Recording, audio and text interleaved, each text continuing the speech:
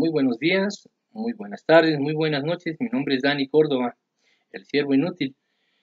En este video vamos a revelar lo que hay detrás de la misa de Eucaristía, la blasfemia y la herejía que hay detrás de la enseñanza de la misa de Eucaristía. Y para eso vamos a usar siempre la Biblia. La Biblia nunca se contradice.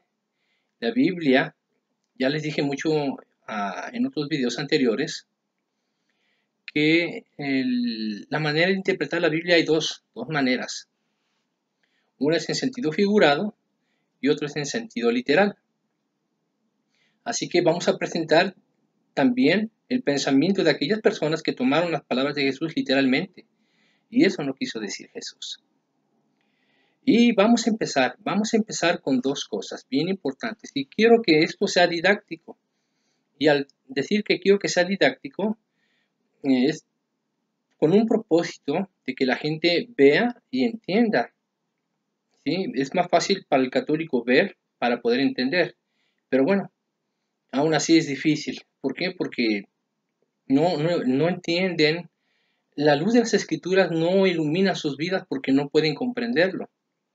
¿Sí? Cuando se les afirma y se les recalca una mentira, dice un dicho que una mentira repetida 1000 veces se convierte en una verdad. Así que, pues bueno, aquí vamos a desmentir esas verdades falsas. Y eso es lo que es una falacia. Una falacia es una mentira que parece verdad. ¿Sí? Entonces, no cualquier cosa que se dice en cuanto a doctrina y enseñanza es falacia. Hay cosas que son totalmente mentiras y son fáciles de descubrir. Pero las falacias son difíciles de desmentir. ¿Por qué? Porque están basadas en algo que tiene verdad. ¿Sí? Entonces, como está basado en algo que tiene verdad, parcialmente verdad, inventan de ahí una mentira tan grande. Por ejemplo, una falacia fue cuando Satanás tentó a Eva. ¿Sí? ¿De qué manera la tentó? Ok, empezó con una mentira que parecía verdad. Satanás se acercó a Eva y le dijo, Eva, con que Dios les ha dicho que no pueden comer de ningún árbol, ahí está la falacia. ¿Sí? Con que no pueden comer de ningún árbol. No, Eva le quiso explicar a Satanás, ¿verdad? Satanás lo sabía. A Satanás no hay que explicarle nada. No. Mira, lo que pasa es que Dios nos dijo que sí, podemos comer de todos. Pero de ese que está allá en medio del huerto, que es el fruto de la ciencia del bien y el mal, no lo podemos ni siquiera tocar ni mirar. ¿Sí?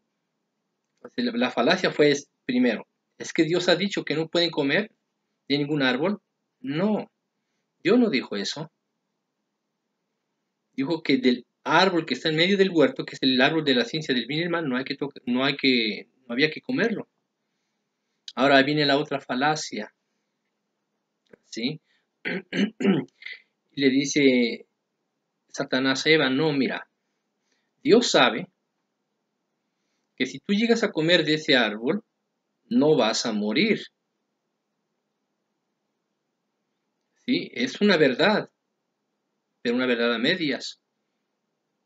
Porque cuando ella probó el fruto no murió, pero sí murió espiritualmente, porque hubo una separación de Dios con ella y con Adán después de que Adán probó el fruto. Bueno, ahí está, vemos una parte, sí murió espiritualmente, pero Dios había creado al hombre para vivir eternamente.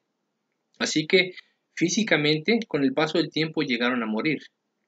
¿Sí? El hombre vivía siglos, ¿sí? 500, 600, 700. Matusalén casi llegó a vivir a 1000 años. ¿Sí? Entonces el hombre fue creado para vivir eternamente, pero a causa del pecado empezó a morir. ¿Sí? Empezó a reducir el tiempo de vida. ¿Sí? 500, 400, 200. Malamente ahora la gente llega a 100. Ya con 80 años ya es una molestia, como dice la Biblia. Entonces, Y le dijo, no, sabe Dios que no vas a morir. Pues le dijo una verdad a medias. Esa es una falacia, es una mentira, porque ella sí murió. No murió en el instante, pero sí murió a final de cuentas. ¿Cuál fue la otra falacia? Porque también parecía verdad. Dios sabe que seréis como Dios, sabiendo el bien y el mal. Wow, entonces le despertó la curiosidad a Eva. Ah, entonces yo quiero ser como Dios, conociendo el bien y el mal. ¿Mintió Satanás? No. Le dijo una verdad a medias. ¿Pero qué pasó? Ese conocimiento la llevó más a la perdición. Porque una vez que Adán probó el fruto, fueron abiertos sus ojos. ¡Ah, caramba! Estamos desnudos. Y fueron a coserse delantales de hojas, ¿verdad? De hierba. Entonces, descubrieron algo que no debieron haber descubierto. ¿Sí? Ellos pensaron que andar desnudos estaba mal. No, no estaba mal. Sus mentes eran como mentes de niños, no había malicia. Pero al entrar el conocimiento del mal, se volvió maldad estar desnudos. Entonces, no es un pecado estar desnudos, pero el mal que hay en nosotros nos hace ver la desnudez de una manera sucia y perversa. Entonces, ¿se equivocó Satanás? No, pero engañó a Eva con una media verdad. Entonces, ¿en dónde se convirtió la mentira? La mentira es que realmente no fue como Dios. ¿Que llegó a tener el conocimiento del mal? Sí, pero no la hizo como Dios. Entonces, hay cosas que parecen verdad y no son verdad. Esa es una falacia. Mentiras que parecen verdad. Y ahora les vamos a mostrar una falacia. ¿Sí? En cuanto a lo que dijo Jesús, el que no come mi carne no puede entrar al reino de los cielos o no puede tener vida eterna. Vamos a ver cómo Jesús mismo explica dónde está realmente o dónde radica la vida eterna. Amigo católico, recuerde, yo estoy leyendo la versión Latinoamérica. ¿Ya vio? Se lo voy a leer para que vean que yo no estoy inventando. Esta parte donde dice Jesús que Él es el pan de vida, vamos a leerlo en San Juan 6, del 48 en adelante. Aquí Jesús explica cuál es realmente, ¿sí?, el origen, dónde radica realmente la vida para la persona que quiere alcanzar la vida eterna. Desde el 48 de Juan 6, en el nombre del Padre, del Hijo y del Espíritu Santo, dice, yo soy el pan de vida. Sus antepasados comieron el maná en el desierto, pero murieron. Aquí tienen el pan que baja del cielo, para que lo coman y ya no mueran. Yo soy el pan vivo que ha bajado del cielo. El que coma de este pan vivirá para siempre. El pan que yo daré es mi carne y lo daré para la vida del mundo. Cheque lo que dice el 52. Los judíos discutían entre sí, ¿cómo puede éste darnos a comer su carne? Jesús le dijo, en verdad les digo que si no comen la carne del Hijo del Hombre y no beben su sangre, no tienen vida en ustedes. El que come mi carne y bebe mi sangre, vive de vida eterna, y yo lo resucitaré el último día. Mi carne es verdadera comida, y mi sangre es verdadera bebida. El que come mi carne y bebe mi sangre, permanece en mí y yo en él. Como el Padre que es vida, me envió y yo vivo por el Padre, así que quien me come vivirá por mí. Este es el pan que ha bajado del cielo, pero no como el de vuestros antepasados que comieron y después murieron. El que coma este pan vivirá para siempre. Así habló Jesús en Cafarnaún, enseñando en la sinagoga. Al escucharlo cierto número de discípulos de Jesús dijeron, este lenguaje es muy duro, ¿quién querrá escucharlo? Jesús se dio cuenta de sus discípulos, criticaban su discurso y les dijo, ¿les desconcierta lo que he dicho? ¿Qué será entonces cuando vean al Hijo del Hombre subir al lugar donde estaba antes? El Espíritu es el que da la vida. La carne no sirve para nada. Las palabras que les he dicho son espíritu y vida. Pero hay entre ustedes algunos que no creen, porque Jesús sabía desde el principio quiénes eran los que no creían y quién lo iba a entregar. Hasta ahí. ¿Ya ves? Protestante tonto, burro, como me dicen algunos, ¿verdad? Vamos a ver quién es el burro y quién es el ignorante. Aquí Jesús reveló dónde está el origen de la vida, dónde consiste realmente la vida. ¿Sí? Cuando Jesús se estaba refiriendo al pan, no se estaba refiriendo que él era un pan, porque entonces yo voy a pensar que esto es pan. Bueno, esto es pan, pero voy a pensar que esto es Dios. No. Él dijo que soy la vid verdadera. Entonces yo voy a salir afuera y donde vea yo una vid, voy a pensar que eso es Dios y ahí me voy a postrar. ¿Sí? Jesús hizo y habló en manera figurada. ¿Por qué? Para eso hay que conocer el pacto, hay que conocer la Pascua, ¿sí? Por lo cual se celebraba la cena con un pan. Bueno, este pan que tengo aquí no es un pan sin levadura, es un pan con levadura, pero bueno, es un pan y vamos a distinguirlo de otras cosas. Lo vamos a seguir usando de una manera didáctica. ¿Ok?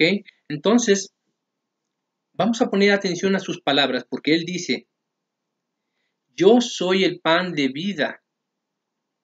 Sus antepasados comieron el maná en el desierto, pero murieron. Aquí tienen el pan que baja del cielo, para que lo coman y ya no mueran. Yo soy el pan vivo, dice, soy el pan vivo. ¿Sí? El pan tiene vida, es un pan vivo. ¿Este pan está vivo? No, ¿verdad? Voy a presentar otro que dicen los católicos que es pan, que no es pan. Esta oblea. Aquí se ve claro, ¿verdad? Ok. Esto no es pan. Ni siquiera a galleta llega. Bueno. ¿Qué más?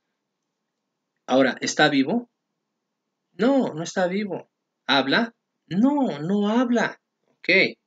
Estamos haciendo lo didáctico para ver si podemos entender. ¿Sí? Entonces yo soy el pan vivo que ha bajado del cielo. El que coma este pan vivirá para siempre. El pan que yo daré es mi carne. Oh, ahora ya no está hablando de pan, está hablando de carne. ¿A qué carne se refiere? A su cuerpo. Ok. Oh, sí, ya viste, protestante tonto. Ok, vamos a seguir analizando.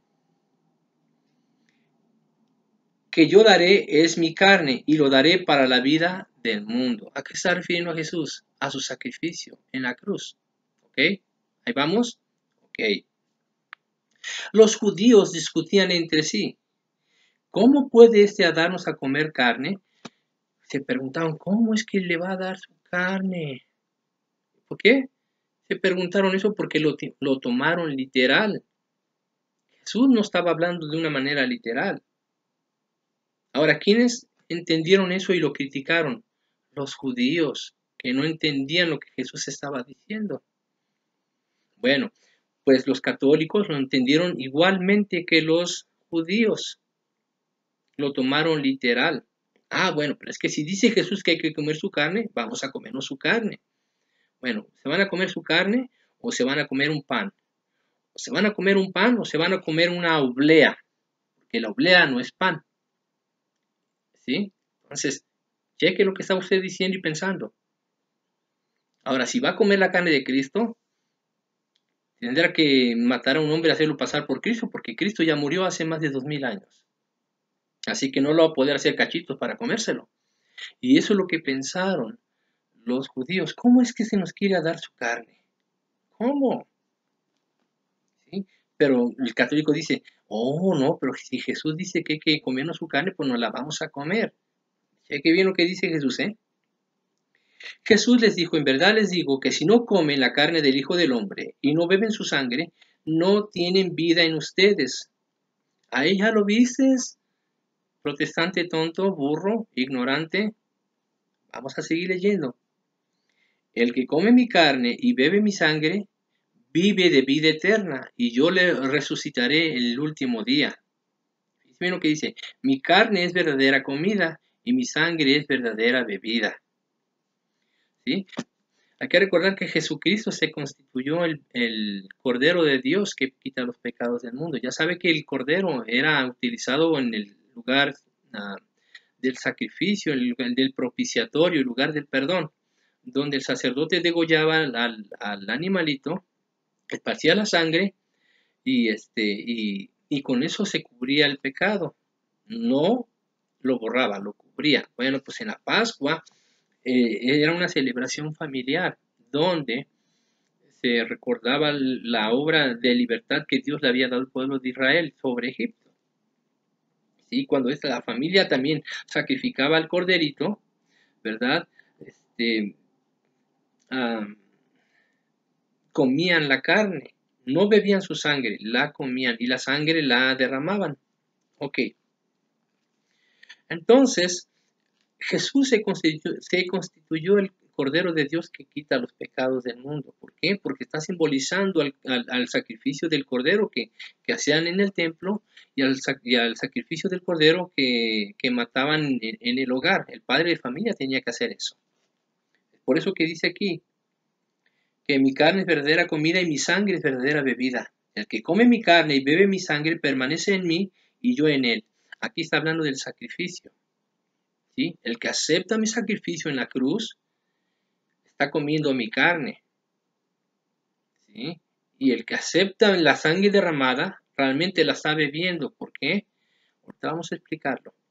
Jesús les dijo a Juan y a su hermano, ¿verdad? Cuando dijeron que su madre les pidió, Señor, quisiera que cuando llegues a tu reino, uno de mis hijos se sienta a tu izquierda y el otro a tu derecha y bla, bla, bla. Bueno, ¿pueden beber de la copa que yo voy a beber? Sí, ciertamente sí podemos. Bueno, sí es cierto. De hecho, la van a beber. ¿Sí? ¿A qué copa se refería? Al sacrificio, al derramamiento de su sangre. Y cuando dice ahí, la copa que yo bebo, ¿la pueden beber ustedes? Y ellos dijeron, sí, sí podemos. Y Jesús les responde, oh, no, sí, en eso sí es cierto, tienen razón. Tarde o temprano van a beber de la copa. Ahora, ¿Jesús bebió copa con sangre? No, pero la derramó. ¿Qué es beber la copa? Beber la copa es ser partícipe de un acto de sacrificio. Eso es beber la copa.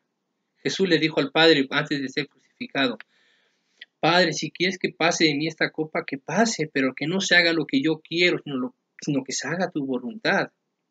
¿Sí? Está diciendo Jesús lo dijo por el dolor que iba a sentir, no por la muerte. Él estaba muy seguro que tenía que terminar crucificado y para eso había venido. Entonces dijo, si quieres que pase esta copa, pero que no se haga lo que yo quiero. ¿Sí? Entonces Jesús estaba participando de una copa, pero ¿bebió sangre? No, Jesús no bebió sangre. Los Boanerges, ¿verdad? Los hijos del trueno murieron martirizados por el Evangelio. Y ahí se cumplió lo que dijo Jesús, ciertamente van a beber de la misma copa. Ahora, ¿bebieron ellos sangre?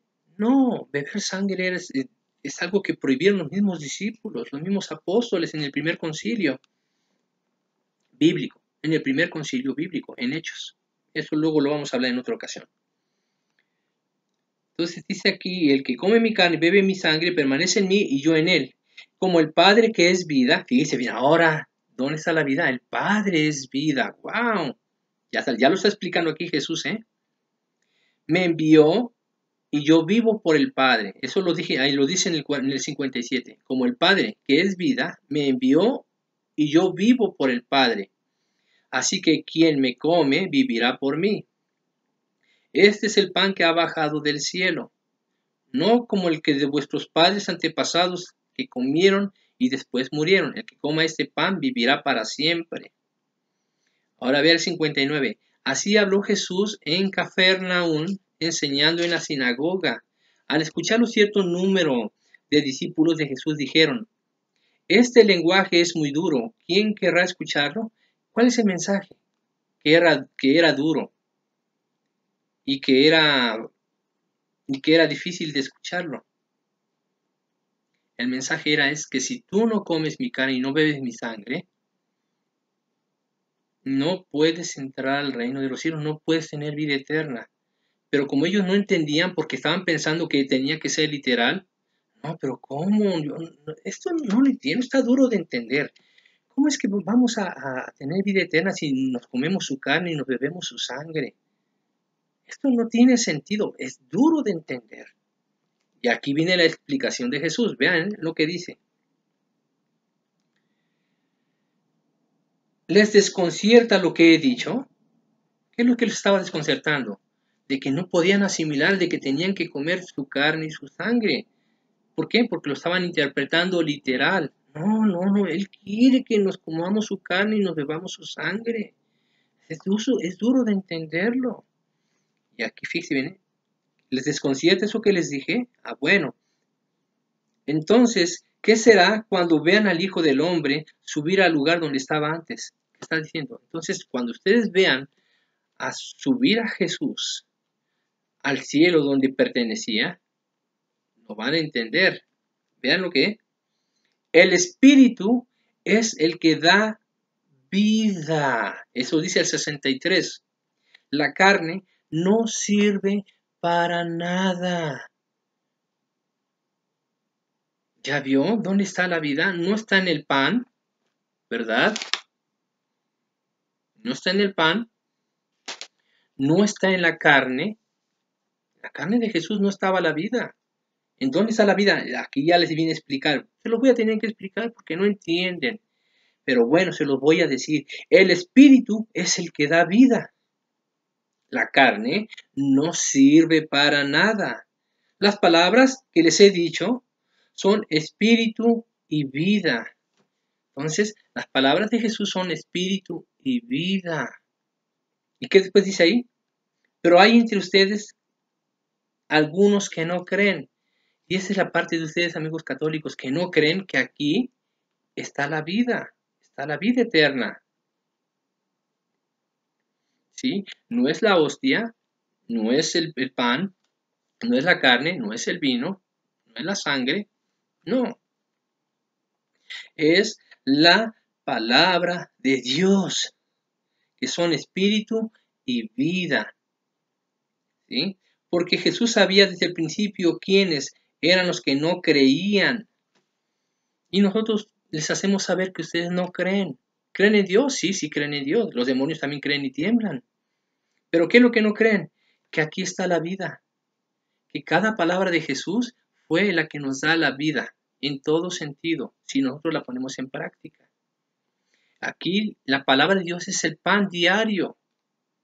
¿Sí? ¿Ve cómo tiene relación? La palabra es pan diario, es el pan del cristiano.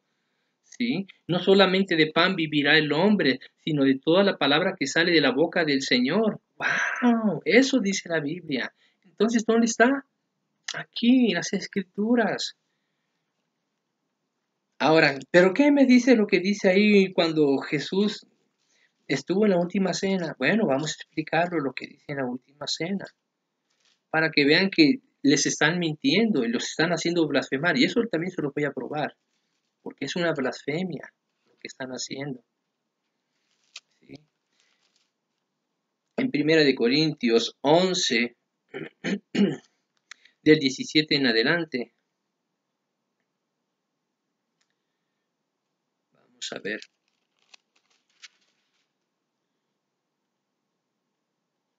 No, para ser más breves, del versículo 23 en adelante. 1 Corintios 11, 23 en adelante. Yo he recibido del Señor lo que a mi vez les he transmitido. El Señor Jesús, la noche en que fue entregado, tomó pan, no tomó hostia. ¿Sí? Un pan de trigo sin levadura. Y después de dar gracias, aquí es Eucaristía, que dice dio gracias, y en el griego dice Eucaristía, eso significa dar gracias, dio gracias, que es entregado por ustedes. Hagan esto en memoria mía. De igual manera, tomando la copa, después de haber cenado, dijo, esta copa es la nueva alianza en mi sangre. Todas las veces que la beban, háganlo en memoria mía. ¿Sí? ¡Wow! Fíjense bien, cada vez que tomen de este pan y beban de esta copa, están proclamando la muerte del Señor hasta que venga. Por tanto, el que come pan o bebe la copa del Señor indignamente, peca contra su cuerpo y la sangre del Señor. Cada uno pues examine su conciencia y luego podrá comer el pan y beber de la copa. El que come y bebe indignamente, come y bebe su propia condenación por no reconocer el cuerpo. ¡Wow! Por no reconocer el cuerpo. Dígame, ¿dónde aquí en la Biblia dice que se va a repartir una hostia, una oblea? ¿Dónde dice eso en la Biblia? La Biblia no habla de hostias. Ya les dije lo que significa la palabra hostia, y viene de la palabra hostes, que es enemigo, adversario, opuesto, contrario. ¿Sí? De ahí se deriva también la palabra hostil, ¿sí? Que es agresivo, violento. ¿Sí? Eso significa hostil. ¿Qué significa? También viene la palabra hostigar. ¿Qué es hostigar? Perseguir, ¿verdad? Con insistencia, con el objeto de molestar, de herir o matar. Eso significa hostigar, y viene de la palabra hostia. La palabra hostia viene de la palabra hostes, que significa enemigo, contrario u opuesto. Entonces, cuando usted se come esto, ¿se está comiendo a Dios? No, dice que se está comiendo al opuesto. También dice que es enemigo, el sinónimo. Se está comiendo al enemigo. ¿Cómo que se está comiendo al enemigo? ¿No se supone que se están comiendo a Dios? Ok. Entonces, vamos a ver lo que dice aquí, que es muy diferente a lo que la Iglesia Católica practica. Yo he recibido del Señor lo que a mi vez les he transmitido, que el Señor la noche en que fue entregado tomó pan, no tomó hostia. Y después de dar gracias lo partió diciendo, este es mi cuerpo que es entregado por ustedes. Partió el pan y lo entregó a cada uno, a cada uno le dio un pedazo. Aquí vamos a ilustrarlo. ¿Qué es lo que hace el sacerdote en la misa de Eucaristía? Creo que voy a hacer la segunda parte de este video, ¿verdad? Explicar qué es realmente lo que está pasando en la misa de Eucaristía. Pero yo les he dicho a muchos que el sacerdote levanta la hostia y hace un conjuro. ¿Qué es un conjuro? El conjuro es una serie de palabras que se profieren, ¿verdad? Con el objeto de realizar un acto ritualista, un acto ritualista de un sentido espiritual. Eso es un conjuro. Y me dicen que eso no es un conjuro. Bueno, los voy a enseñar aquí con esta imagen. Ve aquí en esa imagen, el sacerdote levanta la hostia y le da la espalda a la congregación. Ahí está haciendo el acto de hacerle conjuro de hacer bajar a Jesús a la hostia. Siempre he querido saber qué es lo que dice el sacerdote en ese instante. Y nadie me ha querido decir qué es lo que dice el sacerdote. ¿Por qué? Porque wow, realmente es un conjuro. Nadie me ha querido decir. Y de hecho hay unas personas que conozco que me pueden facilitar esta información, no han querido decir qué es lo que dice el sacerdote para hacer bajar a Jesús a la hostia. Ese es un conjuro. Yo les hago una pregunta, ¿dónde dice aquí en la Biblia que esto tiene que hacer el sacerdote? La transustanciación no es bíblica. Transferir la sustancia de Jesús a la hostia no es bíblica. Ya lo leímos. ¿Sí? Jesús no está en el pan, Jesús no está en la hostia, Jesús no es un cordero físico, está hablando en forma literal. ¿Sí? Porque pues si vamos a pensar que Jesús es un cordero, ¿verdad? Donde quiera que veamos una ovejita en el campo, ahí está Jesús y hay que postrarse. No, no. A esto le llaman el Santísimo. ¿En qué momento le llaman el Santísimo? Esto no es el Santísimo. Si yo voy, pum, lo tiro y ya lo desbaraté. ¿Desbaraté al Santísimo? No. Ustedes creen que ese pedazo de hostia es Dios y no es Dios.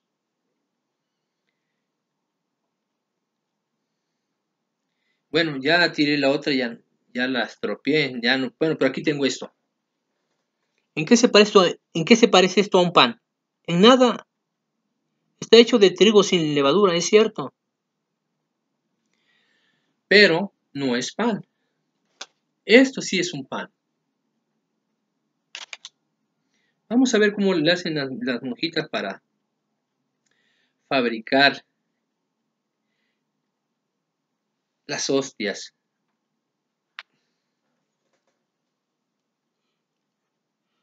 ¿Ven cómo aquí ya las tienen cortando en rodaja, haciéndolas oblea? Ok. Me faltó la imagen de donde empiezan a amasar. ¡Wow! Y este es un video, pero bueno, me faltó. ¿Saben cómo hacen las monjitas las hostias? No crea que las monjitas, sobre todo, cheque esto, tampoco la Biblia habla de monjitas. Así que pues las monjitas bien apresuradas hacen cientos y cientos y cientos y cientos de hostias. ¿Saben que ese es un trabajo muy pesado como el ser panadero? A mí me tocó ver a los panaderos cómo hacen el pan. Y están sudando. ¿Y saben lo que hacen? Y se pasan a masas arriba de las manos. Es una asquerosidad. Pero bueno, qué tal rico está el pan, ¿verdad? Muy rico. Así que si hay un pan que le sabe medio saladito, es por el sudor. Bueno, pues las monjitas hacen igual la hostia. Están amasando y amasar es algo bien, bien pesado. Y sudan. Y algunas sudan bastante y cae el sudor arriba de la masa. Asqueroso, ¿verdad? Bueno, entonces en la Biblia, ¿dónde dice eso? ¿Dónde dice que el sacerdote tiene que levantar la hostia y hacer el conjuro de la transustanciación? Eso no es bíblico, no lo dice la Biblia. Es más, ni siquiera el sacerdote es un ministerio aprobado por Dios.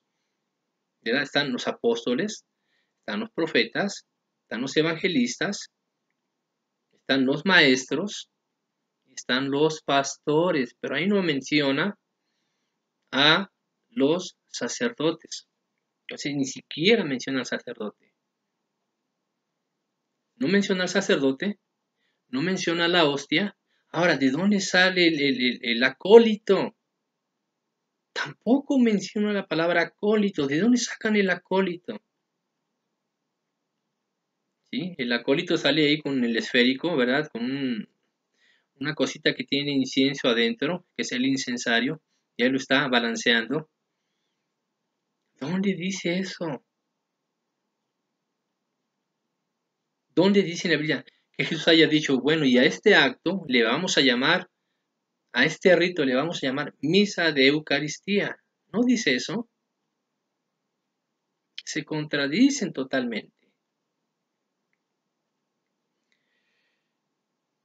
Ahora, a la misa de Eucaristía le llaman misa del sacrificio. ¿correcto? Hay que recordar que ni siquiera tampoco aparece la palabra misa. Ya lo expliqué en otro video. ¿Qué significa misa? Misa viene del latín metere, ¿sí? Misa significa, según el metere, significa meter, sacar, introducir, mandar a llamar o mandar a traer o a mandar hacia. Eso significa metere. Significa meter también, obviamente. De ahí sale la palabra misión. Misión significa al lugar donde se envía, al lugar donde se mete, al lugar donde se introduce, o el lugar de donde se extrae. Esa es misión. Misionero significa enviado, metido a la obra. ¿Sí? Misionero significa aquel que fue enviado o aquel que fue mandado a traer. Fue mandado a traer para que fuese. Ve cómo todo tiene sentido. Entonces, la Biblia no habla de misa. No habla de misa. Así que la palabra misa no tiene absolutamente sentido. ¿Sí? ¿Cómo lo traduciríamos en inglés? ¿Sí? Meter, introducir de Eucaristía. O acción de gracias, que eso significa Eucaristía. Pero Eucaristía, hay que volverlo a repetir. En otro video ya se me estaban cruzando los cables porque tenía mucho sueño. Pero bueno, aquí ya estoy muy despierto y ya estoy muy lucido para poderlo decir todo claro. La palabra Eucaristía viene del griego Eucaristia, que es una palabra en tiempo pasado. Y en la Biblia dice ahí, dio gracias. Habiendo Jesús partido el pan, dio gracias. Es en tiempo pasado. Eso significa Eucaristia, dio gracias. La palabra Eucaristos significa dar gracias, que es en tiempo presente. Y Eucaristón significa dará gracias, que está en tiempo futuro. Ahora, cheque bien cómo las cosas no tienen sentido. Si Eucaristía significa dio gracias, entonces ¿cómo traducimos esto? Meter, dio gracias. Enviar, dio gracias. Enviar, dio gracias. ¿Verdad que no tiene sentido? Se equivocan con las palabras. Se equivocan aún así con el rito, con el acto, con el servicio, con el culto. Están totalmente equivocados.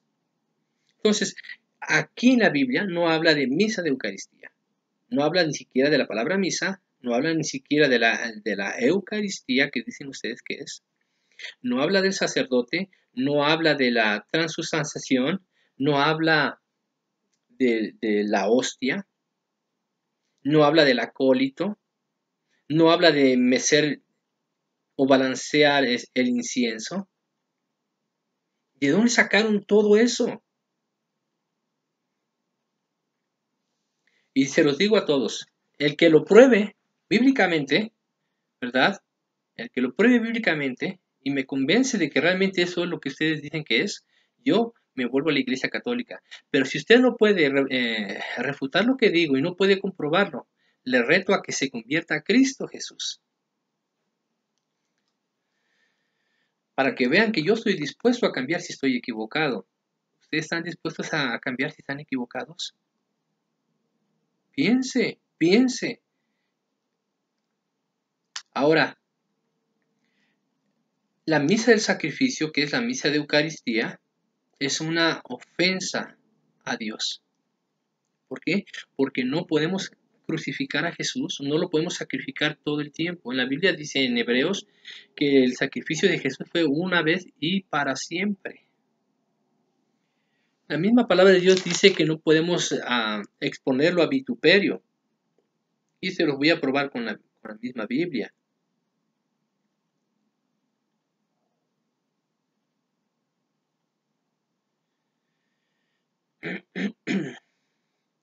Y según de acuerdo a la Escritura, nosotros no podemos exponer a Jesús otra vez a vituperio.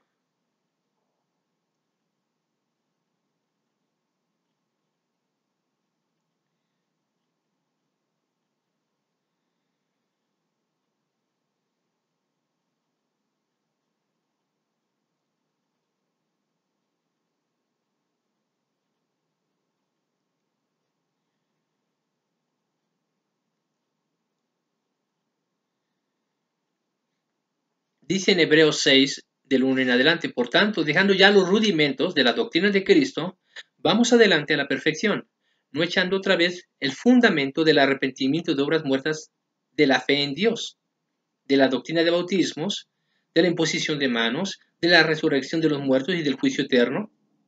Y esto haremos si Dios en verdad lo permite, porque es imposible que los que una vez fueron iluminados gustaron del don celestial y fueron hechos partícipes del Espíritu Santo, y asimismo gustaron de la buena palabra de Dios y los poderes del siglo venidero, y recayeron otra vez, sean renovados para arrepentimiento, crucificando de nuevo para sí mismos al Hijo de Dios y exponiéndole a vituperio. ¡Wow!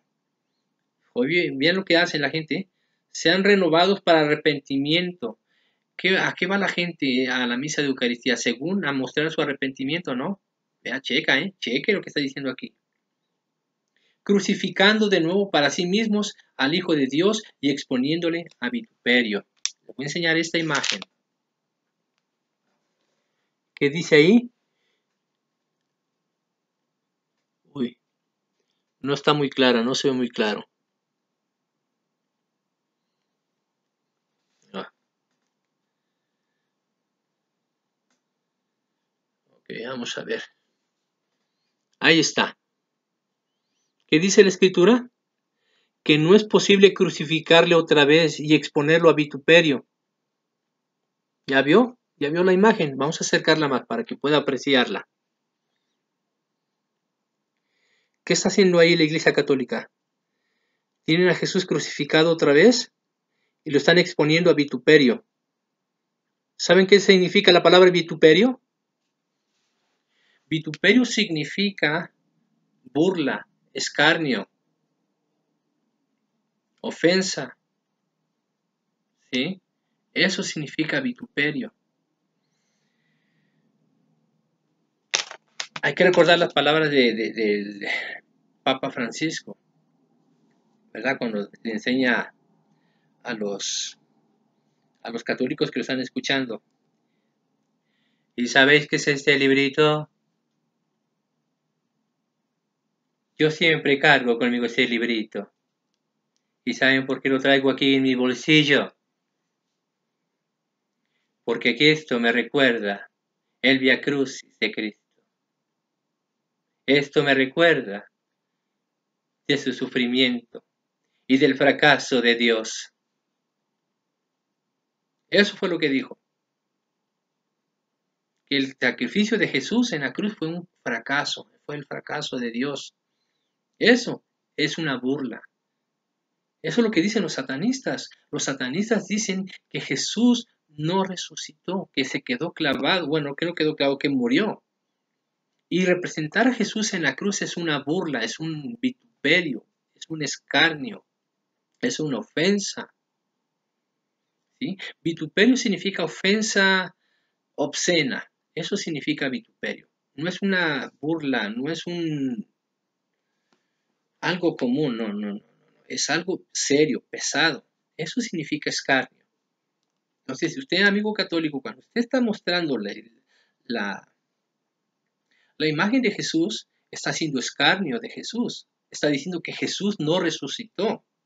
No es que así lo tenemos para recordar. Recordar que usted no estuvo ahí. Usted no puede recordar nada. Quiere recordar realmente qué fue el sacrificio de Jesús en la cruz. Lea la Biblia. Jesús dijo, les voy a dar al Espíritu Santo para que les haga recordar las palabras que yo les he enseñado. Usted no se necesita imágenes. ¿Sí? Algunos me dicen y me critican, ¿verdad? Porque en la iglesia donde asisto, que es casa de oración, hay una cruz. Y yo no estoy de acuerdo con esa cruz. No estoy de acuerdo. Pero ahí en la iglesia nadie se postra ante esa cruz. ¿Sí? Y no tiene a Cristo crucificado. Ahora, yo no soy quien para decirle a esta gente que la quite. Aunque yo estoy en la calidad moral de hacerlo. ¿Por qué? Porque yo no soy idólatra. Yo no tengo crucifijos. No tengo ninguna cruz. Entonces yo estoy en la capacidad moral de decirle, ¿saben qué? Quiten eso, que eso es idolatría. Pero mientras la gente no se postre, ni la bese, no es idolatría. Ahora, ¿cómo un católico me critica eso a mí? Católico, primero, quita tus imágenes, ¿verdad? Todas las imágenes que tienes para que tu consejo, tu crítica sea constructiva. Porque eso es lo que dijo Jesús. Sácate primero la viga de tu ojo para que le puedas sacar la paja al ojo de tu hermano, al ojo de tu prójimo. Entonces quítate esas vigas, porque no es una viga la que tienes, son muchas vigas y están pesadas. No te las vas a quitar, ¿verdad? No te las vas a quitar. Entonces, mi recomendación es esta, que te saques primero la paja de tu ojo para que puedas decirle a otro, ¿sabes qué? No seas idólatra. Si eres un adúltero y me dices a mí, ¿sabes qué? No seas adúltero. No, tienes que dejar de ser adúltero primero. Si me vas a decir a mí, no seas fornicario, tienes que dejar de ser fornicario para que me puedas decir a mí que deje de ser fornicario. No seas borracho, pues no bebas. Si tú bebes, eres un borracho. Y un borracho no le puede decir a otro borracho, oye, deja de beber. Un borracho no le puede decir a otro, eres un borracho. ¿Sí? Entonces, piense bien lo que está usted diciendo. Usted está haciendo vituperio de Jesús al exhibirlo en la cruz. Usted es un idólatra cuando se postra ante el crucifijo y lo besa. Y me dicen a mí, no, es que esto no es idolatría, nosotros no besamos. Y que, no besan. Mire nada más. Ahí está el Papa, besando al niño Jesús. Y como ustedes siguen pensando que Jesús no creció, necesitan ustedes crecer en esa fe. Dejen de beber esa leche espiritual. Ya es hora de que empiecen a comer carnita. Pero lo malo es que están tomando leche adulterada. Vamos a ver lo que dice aquí.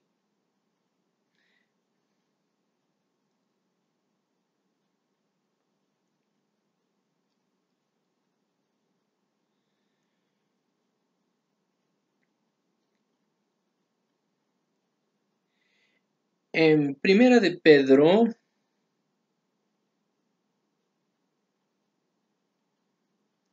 en Primera de Pedro 2, del 1 y al 3, vamos a ver lo que dice aquí. Desechando pues toda malicia, todo engaño, hipocresía, envidias y todas las detracciones, desead como niños recién nacidos la leche espiritual no adulterada, para que por ella crezcáis para salvación, si es que habéis gustado la benignidad del Señor. ¿Sí? Nos dicen a nosotros los católicos, ay, ustedes bien que quieren la leche, pero desprecian la vaca. No, nosotros no despreciamos a la vaca. La vaca es Dios que dio la leche espiritual. La católica está dando leche adulterada. Aquí dice, desead como niños recién nacidos la leche espiritual no adulterada. Y eso es lo que les acabo de decir de la Eucaristía, es adulterado, no está. La leche adulterada es cuando le añaden agua y otras cosas. Bueno, pues a esta leche le añadieron la misa de Eucaristía. No existe. No existe.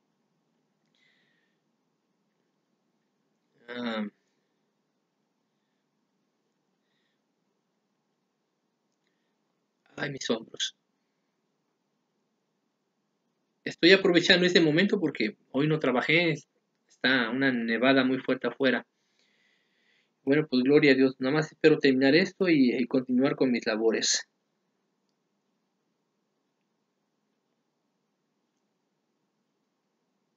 Dice aquí la palabra de Dios.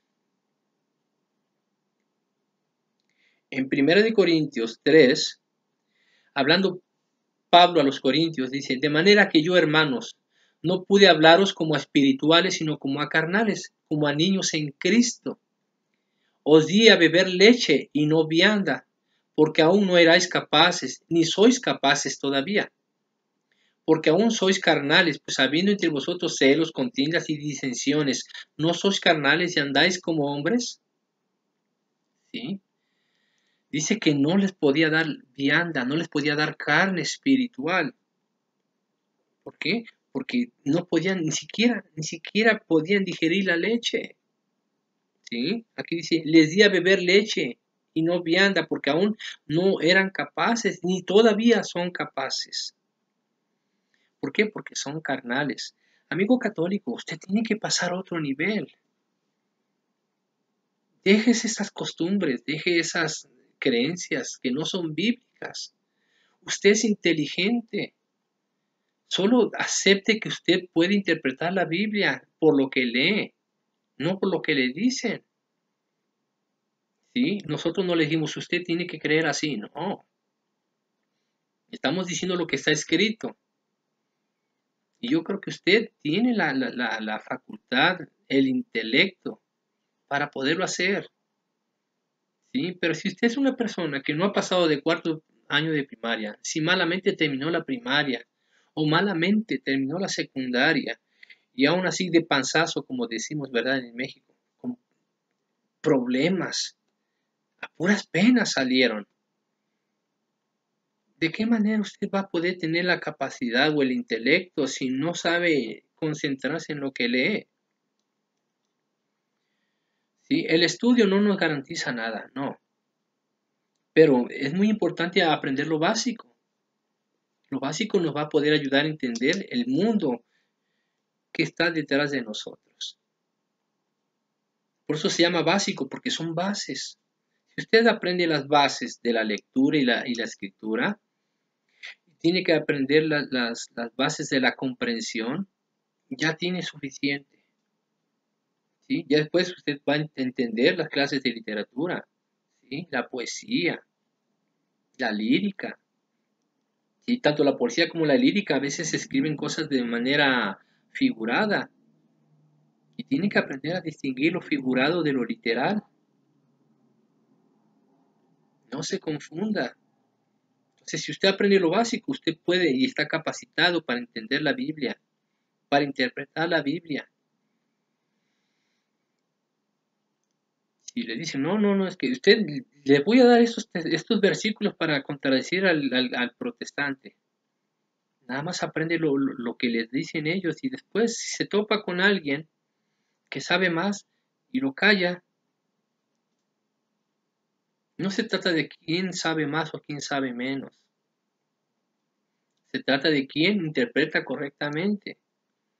Mire, los discípulos de Jesús no fueron gente letrada, ¿verdad? Fueron pescadores, fueron gente común del vulgo, gente del pueblo. Es más, el celote era un guerrillero, hasta un guerrillero tuvo Jesús ahí. No eran gente que eran reconocidos porque conocían letras. Pablo fue el único, ¿verdad?, que conocía letras, conocía la filosofía de los griegos, conocía las corrientes literarias, conocía de poesía, conocía de ciencia, ¿sí? Y eso lo podemos ver en la Biblia, un día lo vamos a explicar. Pablo tenía ese conocimiento y conocía tantos idiomas que eso le permitió predicar el Evangelio en diferentes países de Europa. Llegó hasta España, ¿sí? Um, España es la antigua, ¿cómo se llamaba la península ibérica? Era muy reconocida por sus navíos y sus barcos. Tarsis, se le conocía como Tarsis, ¿sí? Hasta ahí llegó Pablo, ¿sí? conocía muy bien el latín, conocía muy bien el griego, conocía las otras lenguas derivadas de estos dos idiomas. Sabía el hebreo, sabía en parte el arameo. Pablo fue el único hombre preparado.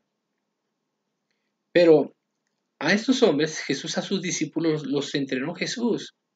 Jesús les dio la palabra y los enseñó durante 3 años. Es por eso que eran discípulos. Discípulo significa alumno, aprendiz, ¿verdad? Eso significa la palabra discípulo. Y todos nosotros, cuando empezamos a leer las Escrituras, y empezamos a interpretar lo que está escrito, lo que Jesús nos enseñó literalmente, entonces estamos siendo discípulos de Cristo. Y me gustaría crear otra página en YouTube hablando de los discípulos de Cristo. Otra página, otro canal que se llame Los Discípulos de Cristo, donde yo voy a hablar única y exclusivamente de lo que nosotros los cristianos practicamos de acuerdo a lo que dice la Biblia, no lo que creemos, no, lo que dice la Biblia. Y ahí vamos a distinguir qué doctrina es de Cristo y qué doctrina no es de Cristo.